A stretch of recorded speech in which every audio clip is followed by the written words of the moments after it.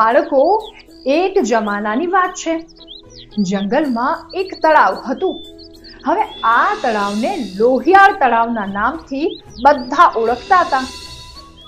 તળાવનું નામ સાંભળતા જ પ્રાણીઓ તો ડરી જતા હતા અને તેથી જ પછી તે તળાવમાં પાણી પીવા માટે કોઈ જ નહોતું જતું. સાંજ થઈ ગયા બાદ ત્યાં કોઈ જ આસપાસ ના ફરે, કારણ કે તે તળાવ વિશે કહેવાયું હતું કે જ્યાં કોઈ ત્યાં અંધારામાં જો પાણી પીવા માટે જાય છે તો એ પછી ક્યારેય પાછું નથી આવતું. બાળકો, એક સમયે ચુન્નુ નામનું એક નાનકડું હરણ રસ્તો ભૂલી ગયું અને જંગલમાં તેના સાથીદારોથી અલગ થઈ ગયું.